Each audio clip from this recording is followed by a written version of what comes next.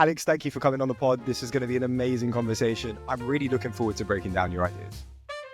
Thank you, man. Excited to be here. Can't wait to get to it. I mean, let's just jump straight in, right? This conversation should be no more than how long it takes a coffee to go cold. But like, your ideas are awesome. And I know you were talking about how AI agents and solopreneurs can track side hustles. Like, break that down for me.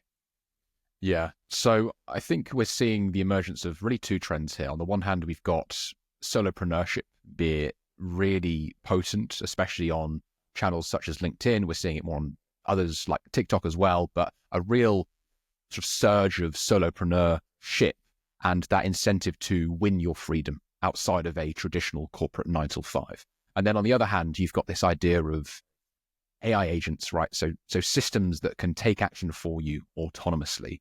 And I think when you merge them together, you are able to achieve the leverage from solopreneurship in a way that is totally unparalleled. And I think there are so many ways that we can, or that an individual could skin this idea, Viraj. If we think about an AI agent for solopreneurship, or at least AI agents for solopreneurship, we've got to think about some, what are the most impactful and meaningful use cases, right? And I think that there's probably 50 that we could probably dive into this conversation today. Maybe one that might come to mind that is, I guess, rather practical and something that I've also, I guess, suffered from, but also seen the benefit from as well, would be things such as practical as, say, accounting as a solopreneur, where, look, I am earning my salary in my 9 to 5, but also at the same time, I've got this side hustle, right? So I might have set up a separate entity, a separate corporate entity. I'm, going about my day, going about my business, and how can I, in a sort of really, I guess, frictionless way, be able to register, say, expenses that I'm incurring and any sort of cost that's sort of going through my mind? How can I pass that on? The accounting threat, the accounting burden that one has to typically deal with at the end of a financial year. How can I pass that on to an agent that could essentially sort that out for me? And we're already seeing it with things like QuickBooks. They have a solopreneur offer, as well as an accounting software that I use called Free Agent. They are embedding AI now into this that helps small business owners, solopreneurs, be able to organize their expenses in a really frictionless way. So instead of having to pull in a PDF and having to type out all the different fields, how much it was, the date, where it took place, etc., what you're able to do now is essentially have an AI categorize that and do all of that for you. And where it gets interesting is where you can actually enable that at scale. What I mean by that is, whether that be importing 100 screenshots or 100 PDFs, being able to do that in a way that removes the redundant back and forth and removes the redundancy of how much volume there typically is to conquer in this sort of sphere, I think would be massively, massively beneficial. Just as one idea that is super practical. Finance and accounting is my old background, and it's something that I've definitely suffered from working initially as a solopreneur, and to realize a lot of time saving and a lot of productivity uplift from just a very, very simple practical use case. No, I really like it, because when I go to London, for instance, I'm always finding myself in a coffee shop, and because I spend time in certain areas and you're going back and you're meeting the same people, I usually end up going to the same one. And when I'm expensing that conversation, that coffee, that discussion, and then I've got to talk to my accountant about, why I go there, and if it is questioned, this makes that so much easier. I know the back and forth of uploading to a Google Excel and then validating it against like the Monzo Bank. And if you've got an agent that you can just upload to, it understands the images, it understands where you're going, and then can make that connection, because it's got an understanding of the workflow that goes into it, and can actually produce that expense sheet, submit it to your relevant software, and it can talk. It's almost like we're getting ideas and tools for every single feature that feed into a larger platform. Yeah, how would you go about, like, where would you start yourself? Would you start with like wireframing that out? Would you go to Cursor, build it out? Would you go and talk to businesses? Or like in my head, I'm thinking you pull up Gemini, you pull up possibly the new Claude model that's coming out that has multimodal or GPTs. You use that API and then you fine tune it for receipts. Mm-hmm.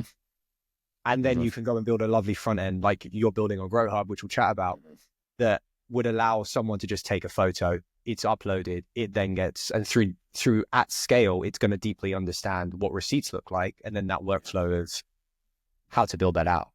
Yeah, I think from the back end, you're definitely spot on there, Viraj. Using a model as affordable as Gemini, right, where we're talking, for the sort of smaller Flash version, we're talking like 5 cents per million tokens for inference, which is just insane. And I think being able to compare and contrast that to, say, Text DaVinci, which OpenAI brought out back in 2022, right? That cost $60 per 1 million tokens. So that is a 1,000x decrease in the price in the space of literally 3 years, which is wild to actually comprehend. So I think some fine tuning of one of these base foundational LLMs would be important for that, especially to understand the different categorization. And it doesn't have to be complex to build an MVP here. It's understanding what are the key categories that your accounting software would use, or at least any accounting software is typically important to register, and then having that essentially map one for one. And then for the front end, there are a couple of tools that I've been absolutely loving. There are two, and love is in the name. One of them is called Lovable. So built by some great guys over here in Europe. And then the other is, of course, V0, built by the guys across the pond over at The Cell. And I think both tools are absolutely fantastic. Just to go from idea to literally a sort of wireframe working clickable front end in maybe half an hour, you might actually get somewhere like quite good. Being able to do that today in comparison to where that was 2 years ago, where it would rely on significantly more know-how of context functions, formulas, and all the rest to actually know how to write TypeScript, etc. Now being able to do that using plain English, natural language, something that is familiar to us all, Viraj, I think is absolutely wonderful. So there's so much opportunity. How would you grow it? Like I know you have a newsletter in the Signal. Like, could you use that scaling mechanism and use it as a scaling?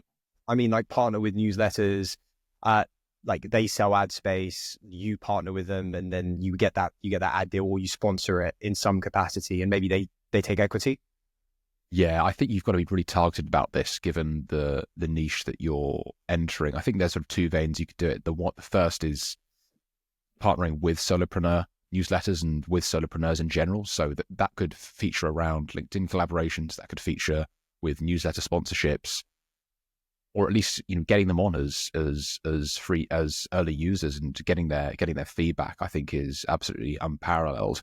So being really thoughtful about the positioning there, the niche that you're actually targeting. So be it solopreneurship, going really deep and doing your research thoroughly in terms of the newsletters that you want to target, I think is absolutely paramount. The other then is of course the accounting finance niche as well, given this sort of vein that we're pulling on here. And that would essentially bring light to the problem that solopreneurs suffer, which is, expenses, accounting, tax can be an absolute headache to contend with as an individual. Having an agent that can essentially do that automatically for you, even when you snap a photo on your phone, right, having that categorized and uploaded, I think is really, really helpful. So there are sort of two buckets there, but I think the key is to just be thoughtful about the positioning and niche that you're targeting, and really do your research when it comes to who are the sort of top creators, but then also who are some of the under the radar creators and distributors in this scene that maybe have not as many followers or not as much of a following, but have great engagement, who clearly have an audience of individuals who know, like, and trust them, and maybe partnering with them as well. So looking for those non-obvious under the radar types too. I think there's real stories that you can tell within this, right? Like it's not just an app, it's not just a product or a feature. And you can storytell really well through other people's social profiles. Like there's this great accountant in the UK, you might have seen him, and he does a lot of TikToks, and he walks you through HMRC and tax, and it's a show, and he'd be taking in a lot of impressions through those TikTok through that Instagram, through that LinkedIn now, and partnering with, on both sides, the entrepreneur and the tax agency. I think there's a lovely story that you can build out of that and strengthen those partnerships. But 100%. B2B, I mean, it's a place that gets overlooked. I know you had you had some ideas around like cold email AI. Talk me through it. Dude, I get too many cold emails. Thank goodness they go to my spam folder, because when I sort of have like a daily wrap, or it turns out to be a sort of a bi-daily wrap with, so I'm lucky enough to have not just me but someone else help manage my inbox, because it can get an absolute headache. And so much of the cold emails that we receive are unpersonal, they are jargon filled, they are too long, and you just end up deleting them, or they end up going to spam. So being able to deeply personalize cold emails, leveraging AI and leveraging your writing style and tone and voice, I think there's still a massive opportunity. You're seeing some tools start to do it well in the B2B lens. Tools like Instantly, I've used it before in the past. I think they're starting to do a really good job on the more consumer space. Well, even though they are actually headfirst into the B2B space as well. A company called Fixer, I've really enjoyed using their sort of outreach, and specifically their response emails. The ability to learn from how you write and learn from your tone, I think is still such a massive opportunity. And I think how that can be done is really through a few ways. I think leveraging APIs to your email provider and being able to learn from how you write, how you structure, because then it's really important that, it's very interesting. I would ask many people, would you actually respond to this email? If you sent this email, would you actually respond to it?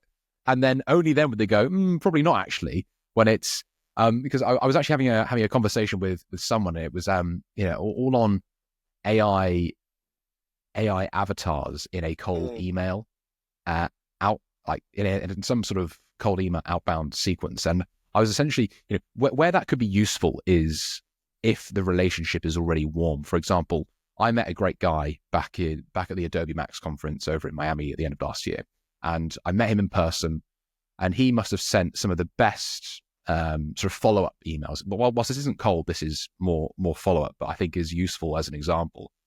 He then sent a AI avatar video as a follow-up of him, which I didn't actually realize until I was sort of like 10 seconds. I was like, hold on a second, is this AI generated here?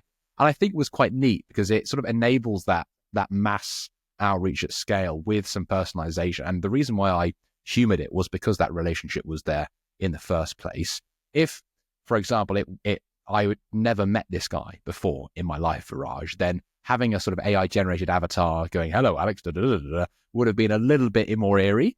But I think if there's some warmth there, I think you can definitely lean into it. So that was a little bit of a tangent, but I think for cold emails, you have to really learn from the best, right? You have to learn how to keep it short, to keep it punchy, to keep it insightful, and maybe some templates and frameworks around that would be really useful to give a user a lot of control over how they're targeting that message. Most importantly, how they're able to infuse their voice into those templates for how they're actually going to target their message in a really thoughtful way.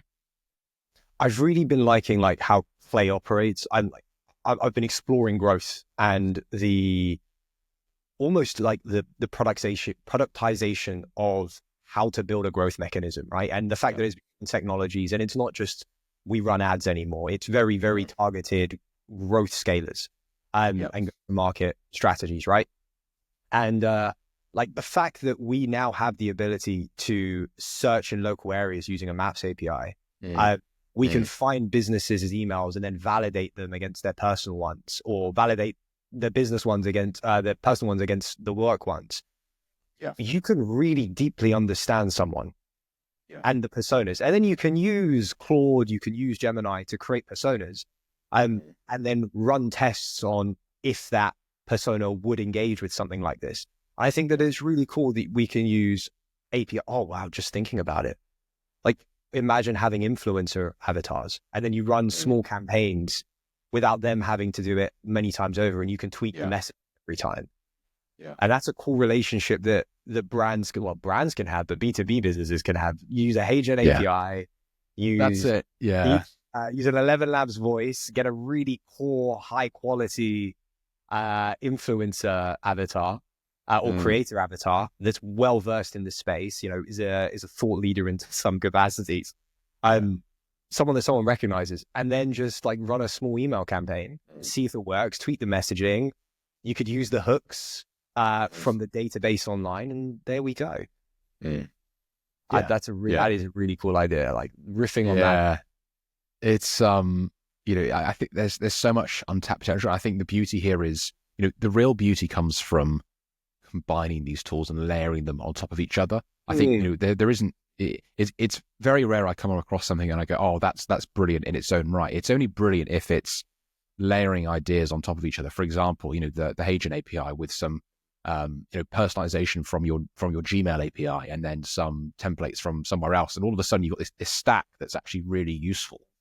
So I think that's really where a lot of opportunity lies, is in the blending and accumulation of these both unique insights, but then also unique tools that you can levy together and actually build something quite great. Most definitely. It's the stack. It's not just the anymore. I think the last time that I felt amazing and that it's the thing that solves all problems was when I got access to OpenAI for the first time. That was when I thought the world could change. Talk me through Shopify discounts and viral Shopify. Idea 3. Yeah. So this is something that I guess I was quite interested in from a young age. I always wanted to sort of set up my own store and build my own shop. And I think doing that as a kid, having, selling items from their own possessions back to them and then actually charging them for it. And then having done that a little bit when I was a sort of teen, setting up an online store. Obviously Shopify is running hot right at the forefront of that market today.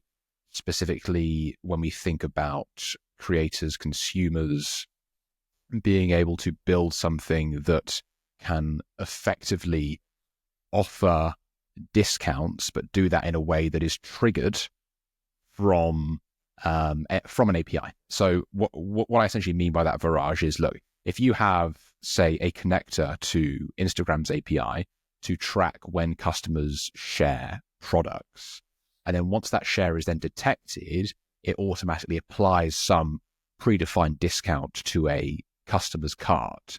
What that does is it just, the amount of customization that offers in terms of, incentive structures, the types of percentages that you do, given the individual who signs up, where they're from, the location, how much time they spent on the page, the types of content that they actually engaged with. All of that customization is able to build a buying outcome that is ultimately optimized. And I think that is brilliant, especially if you're a consumer focused, if you're a consumer based product or service, and being able to add the right discount in a thoughtful way, as opposed to it being guesswork or opposed to it being a blanket over the entire customer base, given some code. Being able to do that automatically, I think would be, just absolutely brilliant. And there's just so many ways that you can sort of, partner with that and distribute that on the front end too. So I think that's something that I haven't really seen too much of. I would like to see more of, just because of how personal you can make that buying experience implicitly, right? So this is something which you sort of go to checkout and do it, and you actually convert as a customer. But there's been so much going on in the back end to deliver this for you, to ensure that you become a purchaser, but you actually aren't aware of that. I think that almost hidden complexity is beauty in itself. I really like it. It's almost like you can build in these flash mob discounting moments, and then you can really have them at the start of like a brand campaign, or you can have them always on, and that you can leverage the network effects of the platforms. So 100%. I share it to a friend who then shares it, and that doubles the discount that I've got, and almost like reverse micropayments, right? Right. And I really like that. I really like that idea, because we can just get rid of inventory super fast, like at the end of a campaign if it's not working, and we know the ROI that we're going to get from potentially using these flash mob discounts. That's cool. 100%. You know how much it's being shared, and you know who's sharing it. Yeah, I think being able to track that. Exactly. That is super cool. But a huge opportunity that there, being able to build that, I think I haven't seen. I don't think I haven't seen. I actually haven't seen. And so there would be a massive opportunity. The mind map you'd get off the back of that, of the different types of customers and the visualization of where it now goes. I think that opportunity is also in a way intellectual property that you're building, of understanding your customer deeply, is like where in the social cohorts I can validate now, rather than them just being personas that we thought we knew or we didn't understand deeply. Now it's, I know what you look like, and we can have a better conversation and a dialogue. And plus everyone becomes a conversion, and everyone, it pushes that forward. Capitalism at its best. Yeah, man. No, that's that is a hot opportunity. I think someone might steal that one. I like it. I've seen a couple people working in that direction. I don't know if they're actually doing that or that's the core idea, but yeah, I think brands would love that. Just stick a Shopify app, good to go. Walk me through elder care. Oh, this one. So this one came to mind. I have had very elderly grandparents in my life who have, God rest their soul, passed now. But I think when you get older, it's very clear that things are, time is against you. Things, the world is sort of, I guess, moving away from you, and you are wanting to be present. You're wanting to enjoy every moment for what it is. And I think something as simple as remembering to take your medication is way more difficult when you're 85 than when you're 25, because the whole world's different, right? The whole world's different, from the makeup of your brain to your lifestyle to what it is you're doing, everything.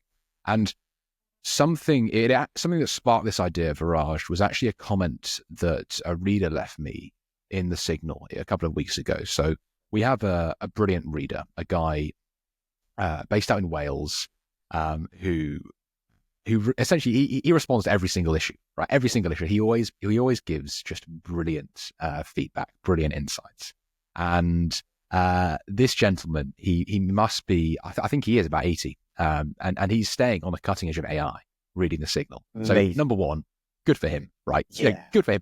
What other people in his village, in his town, in his country are doing that, right? And have that proactivity to do that. The other thing is he left a comment all on, so I did a piece about when ChatGPT had this sort of reminders function. So when you could go, "I'll remind me in tomorrow at 12 p.m. to pick up groceries," and it will do that, or send me every morning a brief of AI news that I need to know, things like that. So this ChatGPT reminders thing came out, and he was like, "Oh man, this looks really good. I might start using this for things like remembering to take my medication, remembering to take my pills."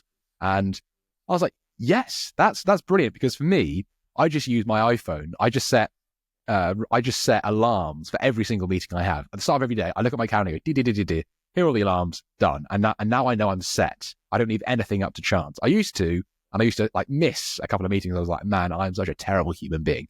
But something as simple as just like alarms and reminders, especially for the elderly who like to write stuff down on pen and paper, they might leave a note around the room to have that visual cue, that visual reminder.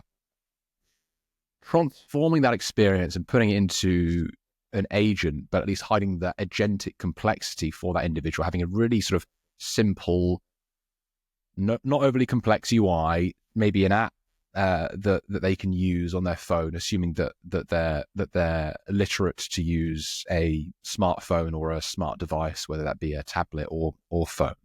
Being able to do that and actually implement great features that can remind to take medication, that can actually track if they're taking the right medication by taking a photo of what it is they're taking and actually being able to go, okay, yeah, these were the day pills, these were the night pills, and then actually sending automatic notifications to the caregivers if they missed it.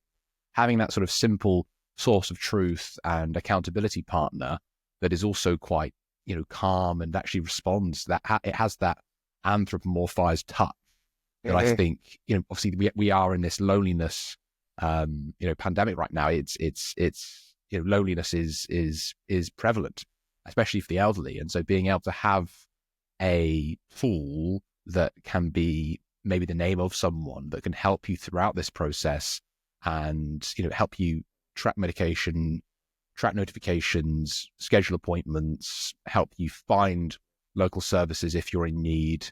There are so many simple things that application could do, and the sort of long tail of benefit that it could provide, I think, is enormous. I know my grandma likes to use WhatsApp a lot, and I can see this being used as like just a simple chatbot at the front end, or just a voice functionality that could be built into that, deeply understanding. We've got to the space where like voice is just, I can speak into anything and it understands what I'm saying. And those large language models are able to pick up on not only different languages, if you're from an ethnic background, but also just plain old English. It could start like that and then use the task feature of OpenAI in the background and then create those tasks and send them as reminders, because you want to go where the customer is. And I think that's super cool. She would never leave WhatsApp otherwise. Like, going to another app and setting that up is like primarily the caregiver. And I think that you could almost make it easier by just saying like, hey, this is the time that you've got it. And it's just in the WhatsApp, because they know and they trust that platform. That's it. And I think this idea of going where they already hang out is so important, because especially when you get older, I'm finding it. I think I'm getting older. I'm still young as fuck, but no, when you sort of you like things and you like the certainty of using certain things in certain ways. And I think WhatsApp, especially when it comes down to communication methods, something where, there's so much fear. You look at the sort of headlines of what the mainstream media are pushing, right? The amount of fear that they're pushing in order to get clicks and get attention. That's scary, right? Because that's a lot of what the elderly consume, right? Is the television, it's the news, it's the headlines. And so going where they hang out, and I absolutely love that idea of, Raj, WhatsApp or whatever that might be, an interface that is familiar and that has that trust, the functionality that you can build in the back end through APIs, and then the notifications you can send to caregivers, the partners, I think is wonderful. I'm looking forward to seeing these built. Someone's definitely going to check these out and build them. These are absolute ideas. Alex, thank you so much for your time. I appreciate you coming on the pod. This has been a lot of fun. Raj, my pleasure. Loved riffing on these ideas.